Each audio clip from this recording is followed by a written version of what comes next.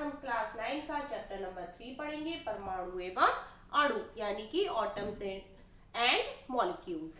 तो परमाणु के बारे में हम जान लेते हैं। हमें पता है कि परमाणु क्या होता है। परमाणु वो कण है जिसको हम विभाजित नहीं कर सकते। जैसे कि हमने ये पेन लिया है और इस पेन के हम टुकड़े करते जाएंगे, उसके बाद एक स्थिति ऐसी हो जाती है कि इस पेन की हम कोई भी टुकड़ा नहीं कर सकते, उसी को हम परमाणु कहते हैं। जैसे हम देख लेते हैं, इसमें दिया हुआ है, यदि हम द्रव्य यानी पदार्थ को विभाजित करते जाएं तो हमें छोटे छोटे कण प्राप्त हो जाएंगे तथा अंत में एक सीमा ऐसी आएगी जब कण को पुनः विभाजित नहीं किया जा सकता। जैसे मैंने अभी पेन के बारे में बताया, तो एक और एग्जाम्पल मैं बता देती हूँ आपको कि क्या होगा। हमने क्या लिया, एक वस्तु ली, हम मान लेते हैं हमने लिया गोल्ड, ठीक है, हमने ले लिया गोल्ड। अब गोल्ड को हम क्या करेंगे, हम गोल्ड को तोड़ते जाएंगे, ठीक है,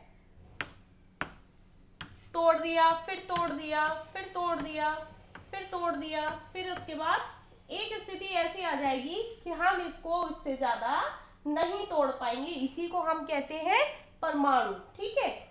तो ये आपको समझ में आ गया होगा, ठीक है। तो परमाणु का मतलब समझ में आ गया, यही आपका क्या कहलाता है, परमाणु एवं अणु। अब चलते हैं इनके विभाजन पर, ठीक है। तो कुछ रासायनिक वैज्ञानिक जो थे, जो अपने भारतीय वैज्ञानिक भी थे और जो आपके विदेशी वैज्ञानिक थे, उन्होंने कुछ नियम बनाए, ठीक है, जो कि आपके जो एल लवाइजी वैज्ञानिक थे, उन्होंने दो भागों में इनको बांटा है। कौन कौन से भागों में बांटा है, रासायनिक संयोजन के नियम में और द्रव्यमान संरक्षण का नियम। तो रासायनिक संयोजन नियम देख लेते हैं। तो इसमें देखो इन्होंने बताया है कि बहुत अधिक प्रयोग कार्यों के पश्चात रासायनिक संयोजन के निम्नलिखित दो नियम प्रतिपादित किए गए, ठीक है। तो पहले हम देख लेते हैं कि इनके क्या क्या प्रतिपादित किए गए। तो जो आपका क्रियाकलाप है, ये वाला जो क्रियाकलाप है वो आपका कौन से का है, ये आपका है रासायनिक संयोजन के नियम, ठीक है, इनके। तो आप पहला नियम देख लेते हैं, द्रव्यमान संरक्षण का नियम क्या होता है, ठीक। जब रासायनिक परिवर्तन, रासायनिक अभिक्रिया संपन्न होता है, तब क्या द्रव्यमान में कोई परिवर्तन होता है। इसमें ये पूछा जा रहा है कि क्या जब रासायनिक परिवर्तन जो होता है उसको हम अभिक्रिया में संपन्न कर देते हैं तो द्रव्यमान में कोई परिवर्तन होता है।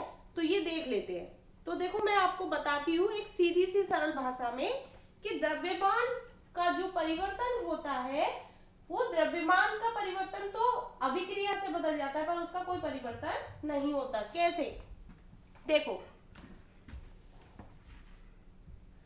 हमने क्या लिया है, आपका कोयले का टुकड़ा ले लिया है। ये हमने क्या लिया, आपका कोयले का टुकड़ा लिया है, ठीक है। कोयले का टुकड़ा लेने के बाद तो इसका द्रव्यमान तो वही रहेगा ना, क्योंकि ये तो कोयला ही है, कोयला है। अब जब हम इस कोयले को आग में, ठीक है,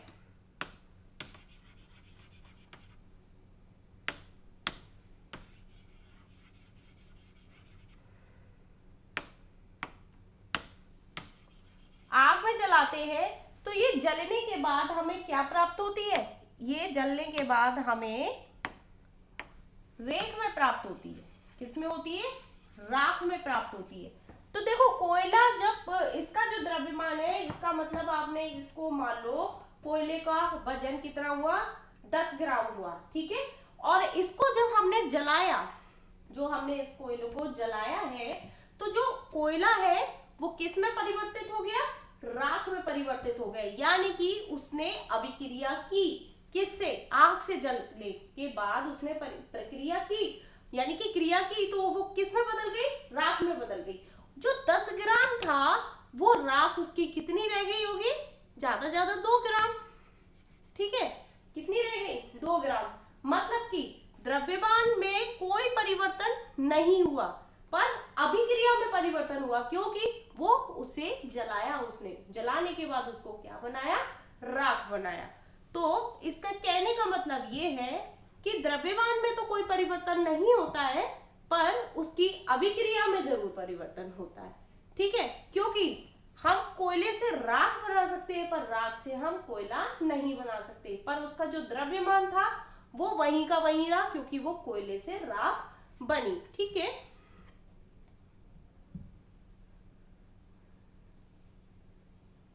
इसी तरीके से आपका एक क्रियाकलाप है, तो क्रियाकलाप में हमने दो क्या लिए? इसमें दो रासायनिक युग्म लिए हैं, ठीक है, इसमें X माना है और एक Y माना है, जो आपकी बुक में दिया हुआ है। कॉपर सल्फेट, फिर आता है बेरियम क्लोराइड, फिर आता है आपका लेड नाइट्रेट, ठीक है। उसके बाद Y में हमने लिया है sodium carbonate, sodium sulphate, sodium chloride. अब इन दोनों को आपस में मिलने पर क्या बनता है वो देख लेते हैं, ठीक है। तो XY युग्लों की सूची में से किसी एक युग्ल के रसायन के अलग अलग विलयन 10 ml जल में तैयार कीजिए। यानी कि इसमें ये बोल रहा है कि इन तीनों में से हम कोई भी एक, मतलब कि आपका रासायनिक युग्ल ले सकते हैं और उसका प्रयोग कर सकते हैं। तो हम किसका करेंगे? बेरियम क्लोराइड का करते हैं, ठीक है। तो देख लेते हैं। तो ये आपका क्या है? आपका शंखनुमा फ्लास्क है, ठीक है। तो इसमें हमने पहले भरा है क्या?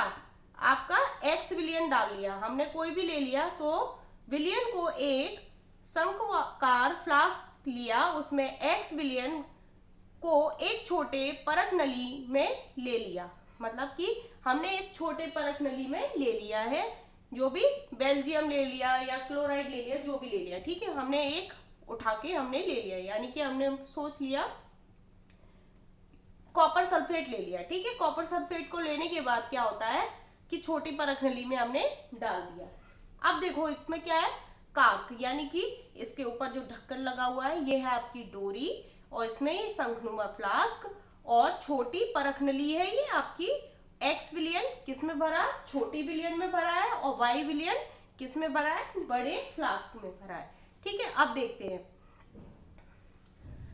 Y के विलयन युक्त शंखाकार फ्लास्क में डूबी हुई X विलयन का युक्त छोटी परत नली देख लेते हैं। अंतर्गत वस्तु युक्त फ्लास्क को सावधानी पूर्वक तौल लीजिए, मतलब कि ये जो डोरी लगी हुई है बेटा आपकी, इसमें हमने X विलयन भर रखा है, ठीक है, और इसको हमने एक डोरी से किसी के माध्यम से तौलने के लिए बांध दिया है बीच में। ये जो आपको डोरी दिख रही है इसको हमने बांध दिया है। फिर इसमें जो अब फ्लास्क को झुकाकर इस प्रकार घुमाएं जिससे X एवं Y के विलयन परस्पर मिश्रित हो जाएं। अब इस फ्लास्क को पुनः तौल लीजिए, और फ्लास्क में क्या अभिक्रिया हुई, क्या आप सोच सकते हैं? ये जानते हैं। फ्लास्क के मुंह पर कार्क क्यों लगाते हैं, ये भी मैं बताती हूँ अभी। फिर क्या फ्लास्क के द्रव्यमान का अंतर्गत वस्तुओं में कोई परिवर्तन हुआ?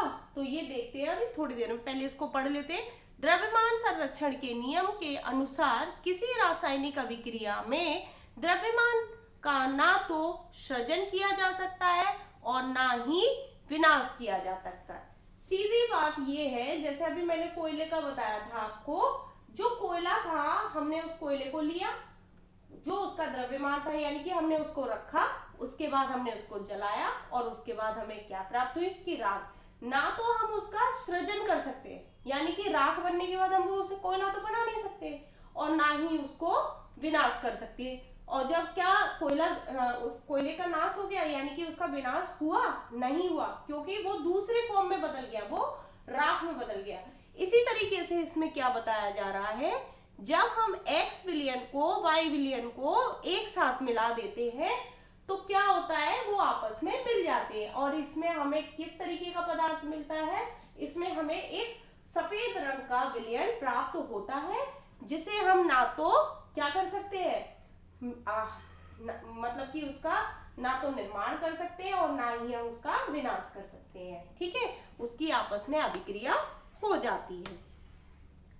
ठीक, आपको समझ में आया?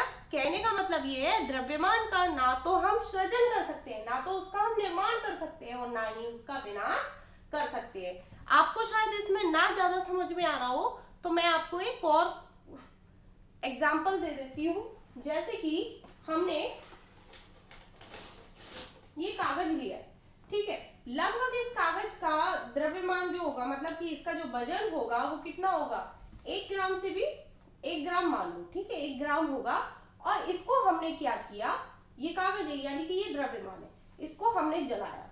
जलाने के बाद हमें इससे क्या प्राप्त हुई, मतलब कि इससे हमें यानी कि राख प्राप्त हुई और राख का वजन क्या हो जाएगा, 1 ग्राम से भी कम हो जाएगा। मतलब कि ना तो हम इसका, जब वो राख बन जाती है उसके बाद हम इसका सृजन भी नहीं कर सकते और ना ही इस कागज का हम विनाश कर सकते हैं, क्योंकि विनाश क्या हुआ, विनाश तो करा ही नहीं, क्योंकि हमने इसको जलाया और जलाने के बाद ये किस में बदल गया, ये आपका बदल गया राख में। ठीक है, तो इसका मतलब ये है ना हम इसका विनाश कर सकते हैं और ना ही सृजन कर सकते हैं। राख से हम कागज नहीं बना सकते और कागज से हम राख बना दिए पर कागज का विनाश नहीं हुआ। ठीक है, तो इसका मतलब आपको ये समझ में आ गया होगा। ठीक है,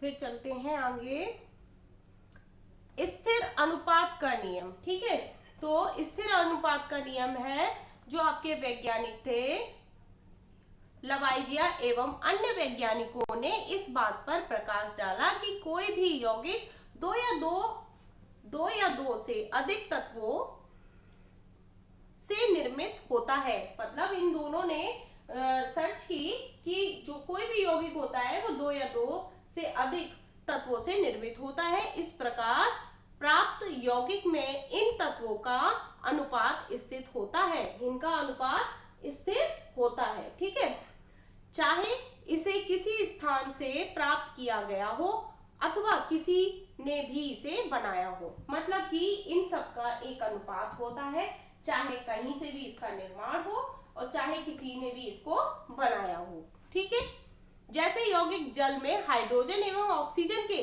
द्रव्यमान का अनुपात सदैव कितना होता है, हाइड्रोजन और ऑक्सीजन का द्रव्यमान कितना होता है, यानी कि 1:8, यानी कि हाइड्रोजन आपका 1, ऑक्सीजन हो गया आपका 8। ठीक है, तो ये आपका क्या हो रहा है, इनका अनुपात हमेशा रहता है चाहे वो किसी ने भी लिया हो। देखो, जॉन्स डाल्टन का जन्म सन 1766 में इंग्लैंड के एक गरीब जुलाहा परिवार में हुआ था। 12 वर्ष की आयु में उन्होंने एक शिक्षक के रूप में अपनी जीविका शुरू की। ठीक है, एक जो वैज्ञानिक थे वो इनका जीवन परिचय दे रहे हैं। 7 साल बाद वह एक स्कूल में प्रिंसिपल बन गए और सन 1753 में जॉन डाल्टन एक कॉलेज के गणित, भौतिक एवं रासायनिक शास्त्र पढ़ाने के लिए मैनचेस्टर चले गए। ठीक है, वहां पर उन्होंने अपने जीवन का अधिकांश समय शिक्षण एवं शोधन कार्य में व्यतीत किया। सन 1808 में इन्होंने अपना परमाणु सिद्धांत को प्रस्तुत किया और जो द्रव्यों के अध्ययन के लिए एक महत्वपूर्ण सिद्धांत साबित हुए। मतलब कि इन्होंने क्या किया, इन्होंने ये मैथ के, रासायनिक के और भौतिक के क्या बने, शिक्षक बने और जो भी इनको त्रुटि लगी उसके बाद इन्होंने परमाणु का सिद्धांत दिया। ठीक है, अब डाल्टन के परमाणु के सिद्धांत के अनुसार भी देख लेते हैं। ठीक है, तो परमाणु क्या है,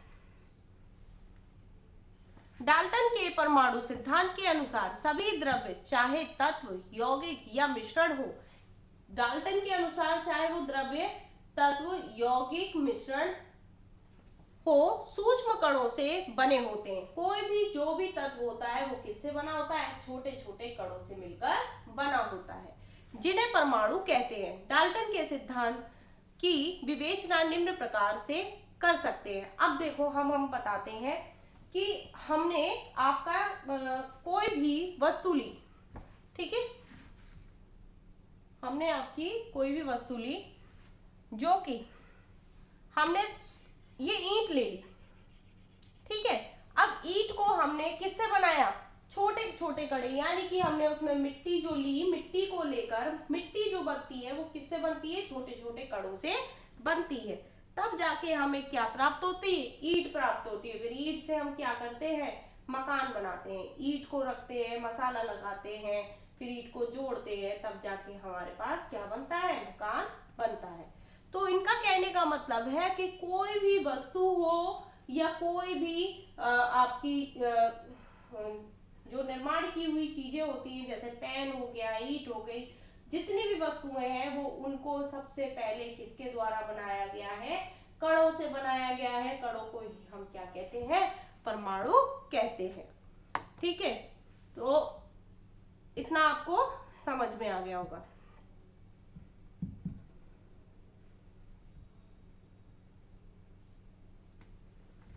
अब देख लेते हैं इनके निम्नलिखित प्रकार।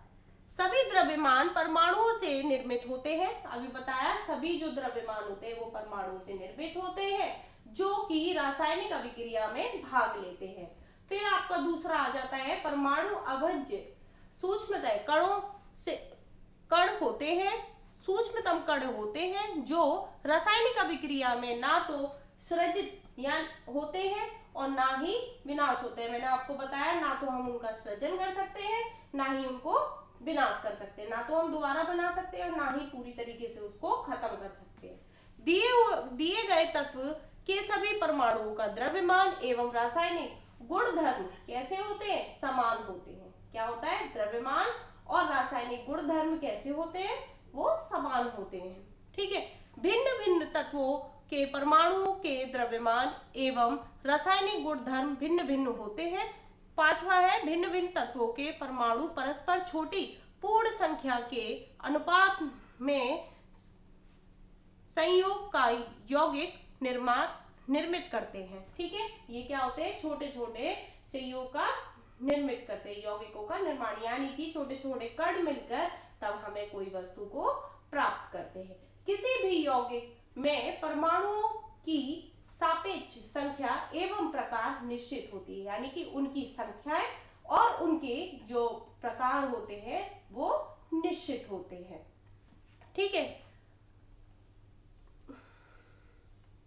अब चलते हैं परमाणु क्या होता है ये देखते हैं, ठीक है। परमाणु देख लेते हैं। तो परमाणु यह रेत का एक छोटा सा कण होता है, ठीक है। रेत का छोटा सा कण होता है। इसी प्रकार सभी द्रव्यों की रचनात्मक इकाई परमाणु होती है। मैंने अभी आपको यही समझाया, मतलब कि इस चैप्टर में परमाणु के बारे में यही बताया जा रहा है। जो सबसे छोटी इकाई होती है, यानी जितने भी छोटे कण होते हैं उन्हीं को हम क्या कहते हैं, परमाणु कहते हैं, ठीक है। परमाणु कितने बड़े होते हैं ये देखते हैं। परमाणु बहुत छोटे होते हैं। ये किसी भी वस्तु जिसकी हम कल्पना या तुलना कर सकते हैं ऐसे भी छोटे होते हैं, यानी कि हम किसी की कल्पना या तुलना कर सकते हैं, इतने छोटे हो सकते हैं।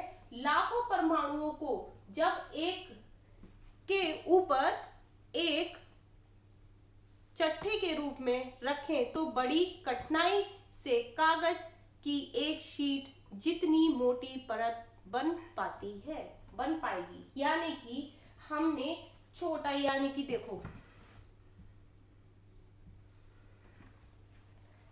हमने परमाणु के बारे में जान रहे हैं।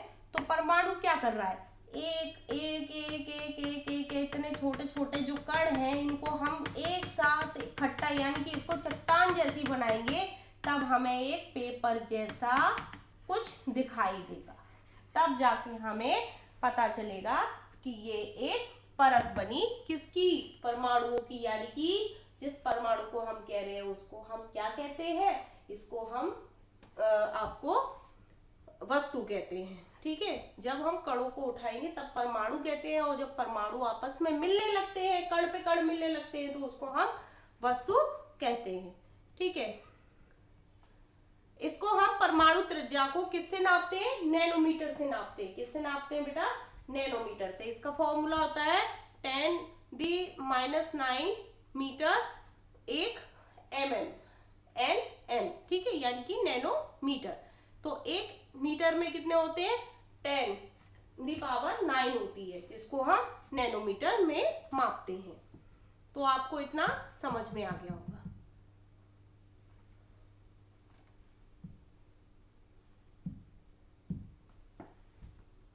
ठीक है, इसके बाद और भी हम जानेंगे।